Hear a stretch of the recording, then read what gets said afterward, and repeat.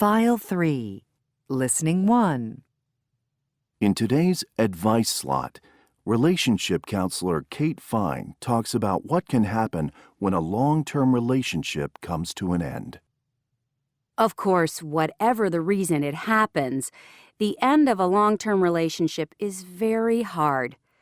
One reason for this is that you have to completely change your thinking about the future. It's not just the immediate pain of breaking up that hurts. It's the fact that the way you had seen things developing no longer applies.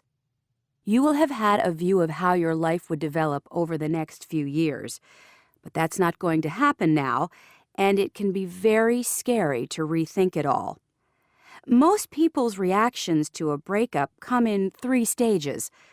The first stage is a state of shock and disbelief, when you can't really make sense of it all.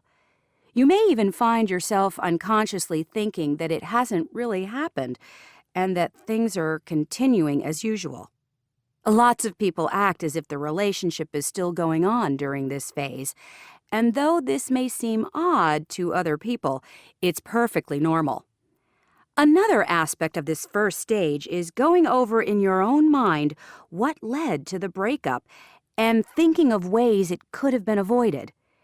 This is the what-if stage, when you keep analyzing the end of the relationship and thinking, what if I'd done this, and what if I hadn't done that?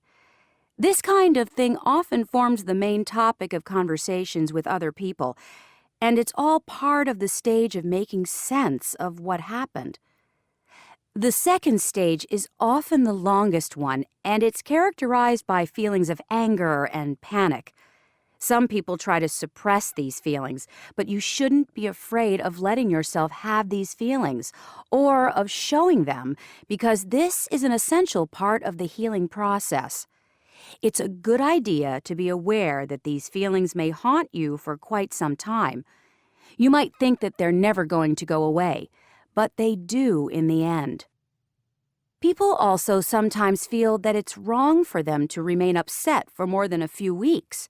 But the reality is that this stage can last far longer than that, and you shouldn't be hard on yourself if that's the case. The final stage is when you start to come to terms with the fact the relationship is over and realize that you'll be fine and able to move on with your life. One day it'll occur to you that you haven't thought about it for a while. But beware, you might make some progress for a while and then go backwards again.